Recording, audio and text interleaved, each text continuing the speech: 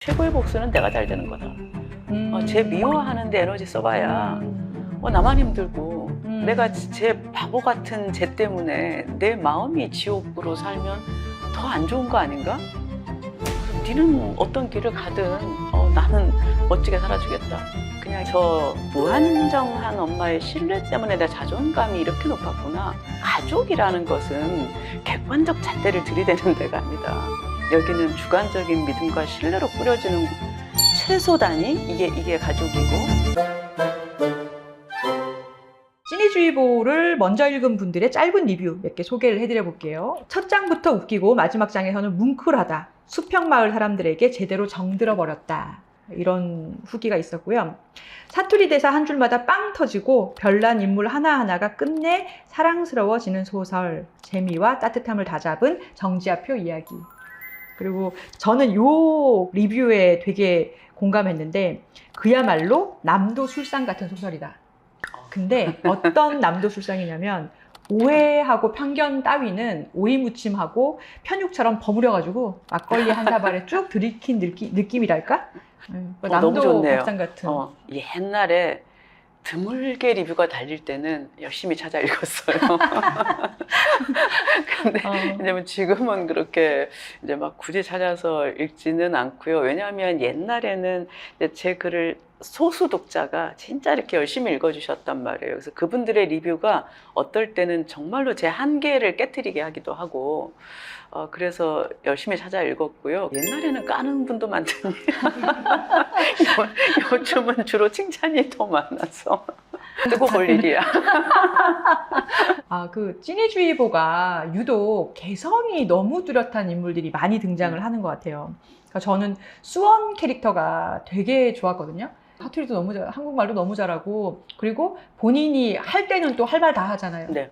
그런 수원도 있고, 절골댁은 이해는 못하지만 밥은 챙겨주는 대쪽 같은 분이신데, 이해는 끝까지 못하지만 그래도 그런 절골댁도 있고, 그리고 성진하고 혜진, 우리 찐이들까지도 사실은 되게 특이한 캐릭터예요. 본인의 성 정체성을 처음 깨닫는 순간부터도 그것도 멋있고, 이런 인물들 중에서 지금 작가님을 가장 닮은 인물이 있다? 그러면 누굴까요? 제 지향은 절골댁이고요. 근데 저는 그렇게 현명하지가 못해서 그나마 수원? 까맣기도 하고요. 수원같이 그렇게 아주 칼 같은 불 같은 면이 있으시군요. 젊을 때는 좀 더 했고요. 틀리면 가서 따져야 되는 성격이었고, 이제 늙으면서 그래봤자 아무 소용이 없구나 라고 생각을 하고, 이제 지금은 거의 좀 안 그러는 편인데 예전에는 그랬던 것 같아요. 여태껏 쓴 인물들이 굉장히 많으시잖아요. 뭐 좀 싫은 면이 있다 싶은데도 나랑 좀 닮았어, 이런 인물도 있으세요? 저는 이제 많은 분들이 아버지의 해방일주와 빨치산의 딸 때문에 네네. 제가 제 얘기를 다 썼다고 생각하세요. 근데 저는 빨치산의 딸로서의 정체성을 가진 저에 대해서는 다 썼는데, 저에게 다른 내밀한 구석들도 있을 거잖아요. 이를테면 연애랄지 사랑이랄지 이런 거 한 번도 써본 적이 없습니다. 그래서 제가 맨날 나 아직 무궁무진하다 이렇게 얘기를 하는데요. 그래서 사실은 아버지의 해방일지의 그 주인공을 제외하면 제가 드러난 인물은 잘 없는 것 같아요. 아니 근데 방금 굉장한 힌트를 주셨는데 무궁무진한 소재가 남아있군요. 많은 소설들의 주제가 사랑이나 뭐 연애 이야기 그런 소설이 없었어요. 네. 단편집도 그렇고. 네. 네. 오호. 기다리십시오. 연애소설. 아주 기대가 됩니다. 이번 작품에서 제일 얄미운 인물, 그러니까 빌런이랄까요? 발등을 계속 만드는 캐릭터가 윤 선생이에요. 그러니까 찐이들 뭐 이렇게 하고도 대립도 하고 주변 사람들을 함부로 판단하기도 하고 뭐 막말도 하고, 이 사람이 알고 보니까 뭐 상처도 있고 또 사정도 있고. 그래서 작가님께서 어떤 캐릭터를 쓰실 때 어쨌거나 그 악역을 쓰더라도 끝까지 악역으로 남겨놓지는 않으신 편인 거죠? 그 이유는 인생을 살면서 이렇게 봤을 때 나쁘기만 한 사람은 저는 못 본 것 같아요. 그냥 나빠 보이지만 우리가 몰라서 그러는 것이고, 폭력적인 부모 밑에서 어릴 때부터 커오면 감정을 다스리는 법을 배우지 못하거든요. 그렇죠. 그런 삶을 살아보지 않고 비난만 할 수 있을 것인가? 저는 늘 이런 생각을 해왔던 것 같아요. 그리고 저는 뭐 늘 힘든 사람들, 뭐 시골 마을도 마찬가지고 늘 가난한 동네에서 주로 살아왔는데 그런 분들 다 괴팍하고 다 어딘가 못난 구석들이 있습니다. 그렇지만 그런 이유도 다 어릴 때 사랑을 못 받았든 늘 무시만 당하고 살아왔든 이런 상처들이 맺히고 맺혀서 근데 이제 그럴 때 저는 좋은 분들을 되게 많이 만났어요. 그러면서 제 상처가 엷어지고 갱생의 여지가 있었는데 그런 분들은 아마 그 손 한 번 내밀어 주는 사람 없는 인생을 평생 살아왔을 것이고 그렇다면 저도 저렇게 될 수 있지 않았을까? 뭐 이런 생각들을 살면서 하는 것 같아요. 네.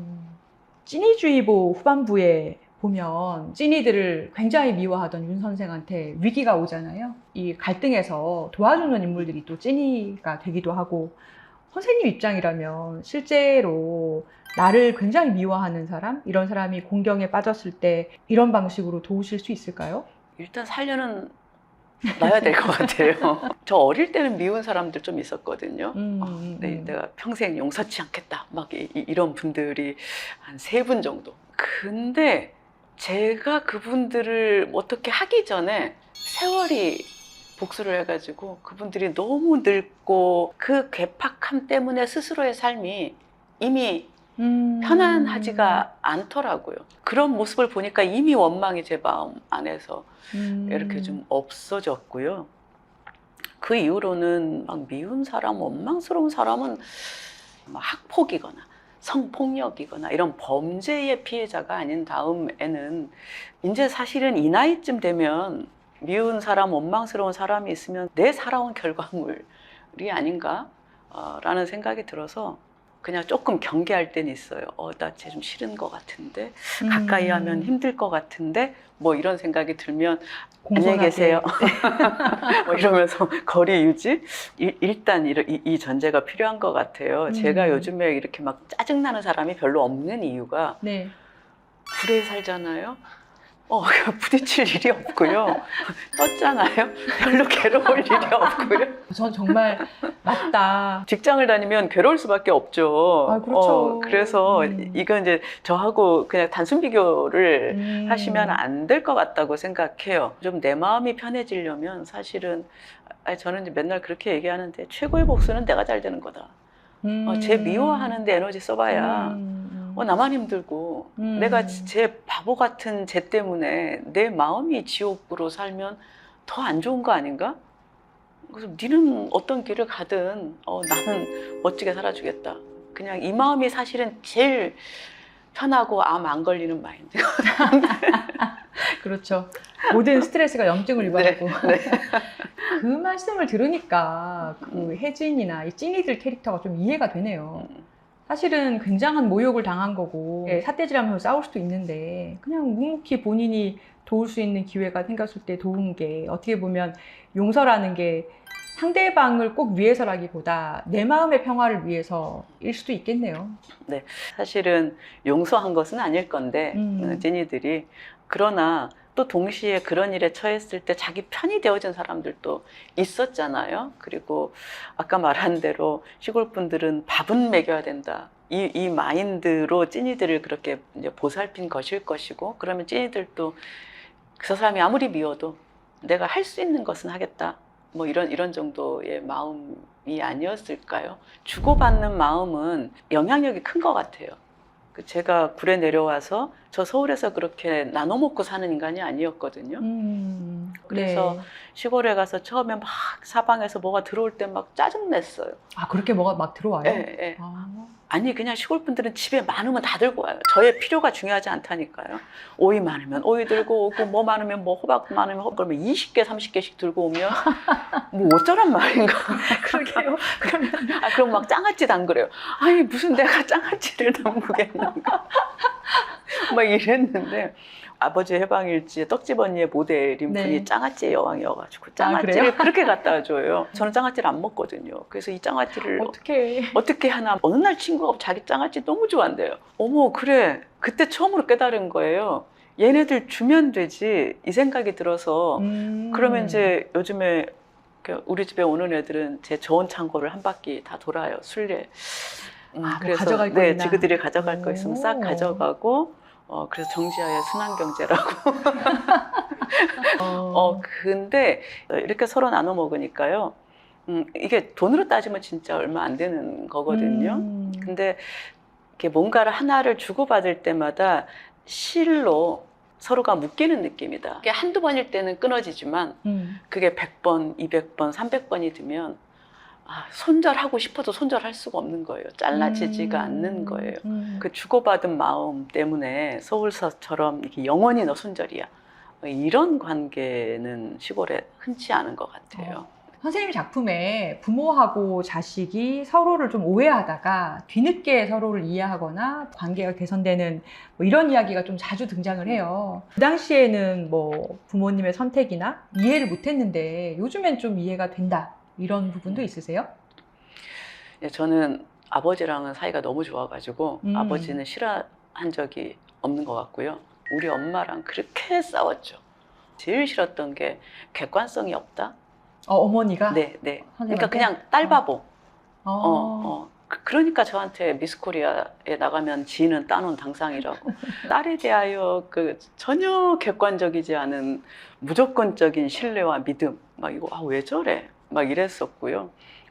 저의 모든 일기장, 저의 모든 편지를 다 읽어보셨어요. 심지어 썸 타는 남자가 보낸 편지 이런 거 다 읽어보시고 그래서 제가 막 한 번은 승질냈거든요. 제발 남의 편지 좀 뜯어보지 말라. 엄마와 나는 다른 존재다. 막 화를 냈는데 걔한테 또 편지가 왔어.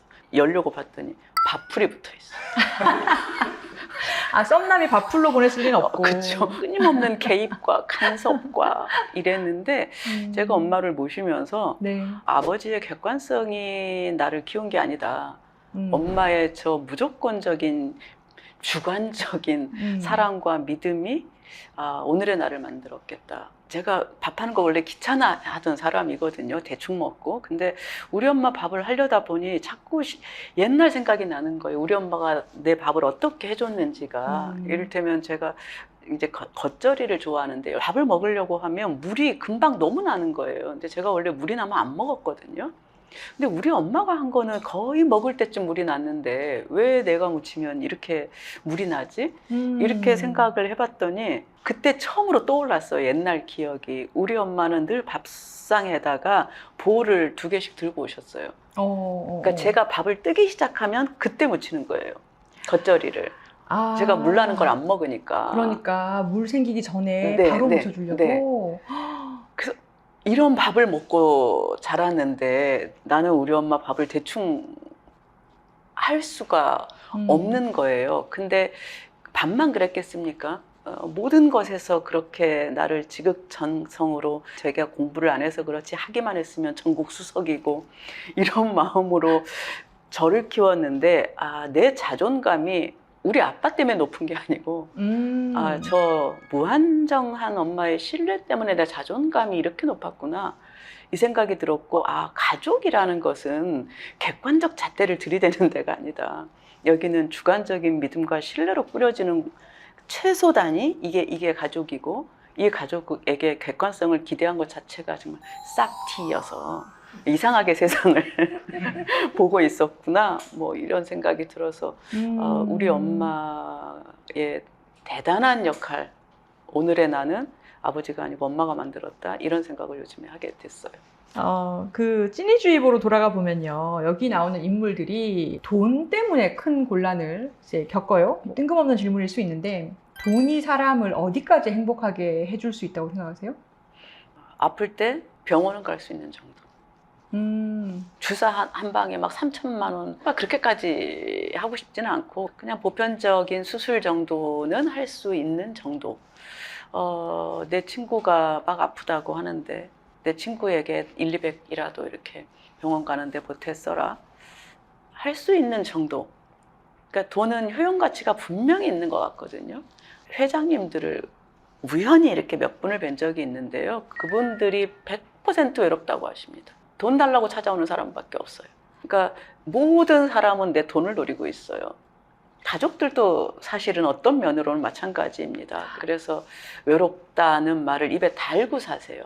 처음에는 그분들 너무 부러웠거든요. 네, 네. 아우, 막 공항 들어갈 때, 네. 퍼스트 클래스 타는 거 너무 부럽고, 돈이 있으면 좋겠다 생각을 했는데, 그분들 외로워하시는 거 보면서, 돈이 저렇게까지 많은 게 꼭 좋은 것은 아니다.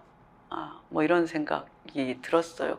1년에 한 서너 번 조니워커 블루를 사 먹을 수 있고, 뭐 이런 정도면 족하다고 생각합니다. 그 찐이주의보의 인물들이요, 굉장히 막 못된 짓을 하는 빌런이 등장을 하고 여기서 고통도 받고 막 대립을 하는데, 누가 화끈하게 용서를 하거나 용서를 받거나 참회를 하거나 사과하는 게 아니라 현실적인 그 삶이 계속되는 모습이잖아요. 그게 계속 좀 뇌리에 남고 오히려 책이 저는 기억에 계속 남았어요. 이게 리얼 라이프 아닌가요? 그렇게 그렇죠. 산박하게 용서하고 그러면 그 친구가 개과천선해서 딴 사람이 되겠습니까? 저는 살다가 깨달은 게, 제가 이렇게 살 1kg를 못 빼는 무의지의 인간인 줄 몰랐어요. 식단을 관리해가지고 한 2kg 뺐어요. 술 한 번 마시면 바로 원상복귀 돼요. 그러면 나는 왜 이러지 이렇게 생각을 하다가, 내가 이 나이에 살을 빼서 무슨 뭐 연애를 할 것도 아니고 자기 변명이 생기는 거예요. 그렇게 되죠. 네. 예. 저도 이런 사람인지를 저 자신도 몰랐는데, 어떻게 타인에 대해서 완전히 이해하고, 그리고 누군가가 하루아침에 달라지고 나를 서운하게 한 감정이랄지 이런 것들은 사과해봤자 분명히 또 그럴걸요? 그래서 그냥 조금씩 서운해도 참고 살아가고, 혹은 이제 그러다가 한 번씩 좀 싸우기도 하고, 또 조금 멀어졌다가 그래도 또 걔가 보고 싶기도 하고, 그래서 보고, 이런 게 인생 아닌가? 요즘 분들은 너무 똑 떨어지는 것을 요구한다. 너와 내가 같아야 되고, 같은 의견을 가져야 되고, 나도 나를 모르는데 타인을, 그리고 사람이 달라야 재밌지 않아요? 똑같은 애들하고 무슨 재미로 놀아요? 진짜 그냥 거울 보고 놀면 되지. 그래서 좀 타인에 대한 요구가 요즘에 너무 과하다. 동의합니다. 네, 네. 좀 이런 생각이 들어서, 보면 또 성질은 나겠지만 또 조금 참고 또 살아가기도 할 수 있는 것, 이게 인생 아닌가, 뭐 이런 생각. 품속의 마을 사람들은 대립되는 사람들이 막 있잖아요. 윤 선생하고 우리 찐이들도 그렇지만은 자기 남편하고 바람났던 와이프도 있고, 서로 싫어하면서도 마을 사람들이 관계를 완전히 끊진 않아요. 이런 관계로 책을 마무리를 하시면서 약간 주고자 했던 메시지 같은 게 있으세요? 사실은 모든 책을 쓸 때 무슨 대단한 메시지를 갖고 쓰는 것은 저는 아니고요. 그냥 이런 사람들의 삶의 이야기가 요즘 다르면 견딜 수 없고, 다 같아야 되고, 남이 나를 최대치로 존중해줘야 되고, 이런 요즘 세대에게는 이렇게 좀 덜 떨어진 것 같은 인생도 인생일 수 있다. 인생에 대하여 좀 힘을 뺐으면 좋겠다. 이런 생각이 들고요. 책을 읽어도 막, 아니 무슨 책을 가지고 수능 보는 줄. 아이고, 우리 쉬려고 책 보고, 특히 소설책은 그냥 좀 시간 때우려고 읽기도 하고 이러는데, 요즘 분들은 대부분의 친구들이 책을 그렇게 읽더라고요. 네. 그럼 이분들은 어디서 힘을 빼고 사나? 근데 사람이 24시간 힘을 주고 살 수는 없는 거거든요. 그렇죠. 풀어지고 살아야 되는데, 요즘은 가족 내에서도, 왜 옛날에는 우리 아버지들 다 빤스 차림으로, 요즘은 어린 딸이 있는 데서 그랬다가는 아유, 난리 나죠. 네, 난리 나죠. 그러면 예. 아버지들은 집에서도 이렇게 좀 옷을 훌훌 벗어 던지는 이런 자유도 없는 거잖아요. 그러니까 서로가 서로에게 이렇게 요구하다 보니 각자의 삶의 스트레스가 기본적으로 높다. 근데 저는 이게 왜 그럴까를 이렇게 생각을 해보면, 시골은 땅에 뿌리 박은 자들이거든요. 그래서 쉽게 옮겨가지 못합니다. 그런데 자본주의 하에 노동이라는 것은 대도시로 나와야만 노동이 되고, 네. 그래서 고향에서 뿌리 뽑힌 자들, 부평처처럼 살아가는 거죠. 이직도 훨씬 잦아졌고, 집이라는 게 투기가 아니라 나 살 집 하나 사는 거였거든요. 근데 지금은 에브리바디 네. 다 투기예요. 모두가 집을 투기로 보고 있으니 이 집이 내가 사는 공간이 아닌 거죠. 그래서 이웃과도 무엇을 나눌 새도 없고, 집값 오르면 팔고 떠나야 되고, 그래서 대도시인들의 삶이라는 게 정말 부평초와 같구나. 뿌리 내리질 못하니 안간힘을 써서 어떻게든 버텨내려고 하고 있구나. 조금이라도 잔뿌리라도 내리고 살면 서울 사시는 분들의 삶이 조금 덜 외롭고 덜 쓸쓸하고 덜 상처받지 않을까? 뭐 이런 마음 정도가 들었습니다. 쓸 때. 네. 찐이주의보에 굉장히 재밌게 봤던 표현이 사람 구실하기는 어려운 대가리라는 말을 윤 선생이 계속 이장한테 한단 말이에요. 책을 계속 뒤로 가다 보면 과연 누가 사람 구실을 하고 있는가 이런 생각이 들면서 사람 구실을 하는 게 뭘까 또 이런 생각도 하게 됐었거든요.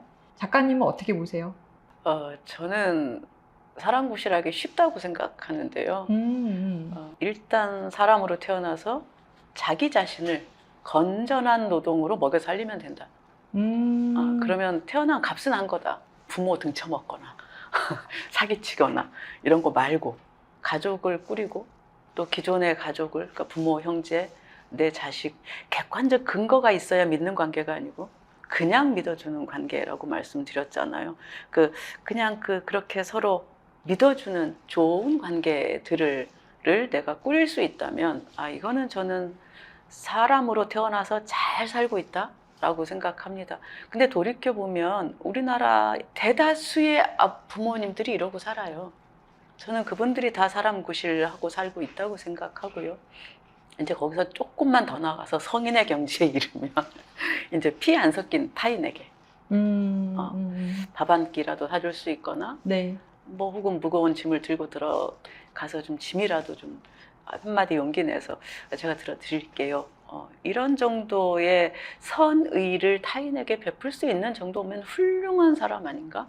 자, 이번에는 약간 가볍게 A 대 B 이렇게 해서 즉답을 한번 마음 가는 대로 고민하지 마시고 한번 대답을 해주시면 좋을 것 같아요. 더 견디기 어려운 사람은 무식하지만 착한 사람 대 똑똑하지만 못된 사람. 저는 똑똑하지만 못된 사람. 이 사람이 더 견디기 어렵다? 네. 똑똑한 사람들이 대체적으로 지식이 많을 뿐이지 지혜가 있지는 않더라고요. 네. 그래서 실제로 무식해도 지혜로운 사람을 많이 봤거든요. 근데 우리가 흔히 어쨌건 무식하다, 똑똑하다의 기준이 지혜가 아니라 지식일 때가 많아서 그렇다면 무식하지만 착한 사람. 자, 다시 태어난다면 다시 작가를 한다. 절대로 작가 안 한다. 일단 다시 태어나기가 싫긴 한데 작가 할 거예요. 작가 너무 좋아요. 아, 그러세요? 떼돈은 와. 못 벌지만 예. 저는 24시간 소설만 생각하는 사람이에요. 제가 맨날 웃으면서 그러는데 제가 꿈을 꾸면 영감, 소설의 영감이 되는 거고요. 친구랑 술 먹고 수다 떨면 인간 탐구고 멍 때리고 밖을 바라보면 소설 구상이다. 24시간 나의 움직임, 나의 생각들이 다 귀결되는 것? 이게 저에게는 소설이라서 와. 저는 지금보다 돈을 못 벌었다 하더라도 제가 택시 운전하면서 소설 쓰고 와, 이거 너무 부러운데요? 행복도가 높으실 것 같아요. 자, 더 포기하기 어려운 거를 듣자마자 골라주세요. 사랑, 자존심. 자존심. 자존심은 못 버리나요? 사랑이 없이 너무 오랜 세월을 버텨가지고 근데 이제 사랑을 키우면 이게 남녀 간의 사랑일 때 사랑이라고 답을 한 거고요. 그게 보편적 의미의 사랑이라면 사랑을 더 버리기는 어렵죠. 보편적 의미라면 남녀 간은 아주 가볍게 포기하겠습니다. 자, 그러면 우리 정지아 작가님 농담 섞어서 정지아 작가가 가장 듣기 좋아할 법한 말은 글 재밌다, 술 한잔 하자. 일단 술 한잔 하자는 싫어해요. 저는 절친들하고만 술을 먹기 때문에. 그러세요? 네네. 그리고 집 밖에서 술을 안 먹어요. 특히 안 친한 분들의 술 먹자는 말은 매우 괴롭고요. 네. 역시나 확실하게 사람과의 관계를 딱 공기층을 두시는군요. 이거 하나 배워야겠어요. 좀 심합니다. 이거 좋은 것 같지는 않아요. 근데 이 층을 깨고 들어오기가 조금 쉽지는 않아서 이것도 좀 땡기려고 노력하는 편인데 어쨌건. 그러면 역시 글 재미있다. 가 훨씬 좋지 않은가요? 내가 아무리 알코올릭인들. 마지막 질문 드릴게요. 책을 다 읽고 덮은 독자들의 마음에 어떤 생각이 남기를 바라시나요? 이렇게도 살 수 있구나. 그런 생각이 든다면 아마도 그 다음은 근데 나는 왜 이렇게 아득바득 살았지? 라는 의문이 당연히 떠오를 것 같아요. 그럼 이렇게 대도시에서 비싼 미장원 가려고 수십만 원 쓰고 구례에서 4만 원짜리 빠마 해도 괜찮지 않습니까? 너무 멋있어요. 네. 네. 비싼 옷 굳이 안 입어도 루비통을 들지 않아도 충분히 괜찮을 수 있고 남 앞에서 꿀리지 않으려고 하는데 우리는 너무 많은 비용과 시간을 들이면서 살아가는데 이렇게 살아가는 인생도 나와 크게 다르지 않고 충분히 얼마든지 따뜻하게 살아갈 수 있구나라는 정도로 생각해 주시면 매우 좋을 것 같습니다. 네, 오늘 정지아 작가님과 이야기를 나누면서 사람을 완벽하게 이해해야만 함께 살아갈 수 있는 것은 아니다라는 생각이 들었습니다. 마음에 들지 않는 사람에게도 필요한 순간에는 손을 내밀고 말로 다 풀지 못한 마음을 밥 한 끼에 담아서 건네는 것. 어쩌면 그런 서툰 행동들이 우리를 겨우겨우 이웃으로 만들어주는지도 모르겠습니다. 정지아 작가님의 신작 찐이주의보는 서로 다른 사람들이 아름답게 화해하는 이야기는 아니에요. 여전히 흉도 보고 오해도 하고 또 서로 싸우기도 하는데 그래도 같은 동네에서 살아가는 사람들의 이야기입니다. 웃다가 어느 순간 사람들을 다시 돌아보게 만드는 소설 찐이주의보였습니다. 작가님 멀리 구례에서 와주셔서 감사드립니다. 불러주셔서 감사합니다. 예, 감사합니다.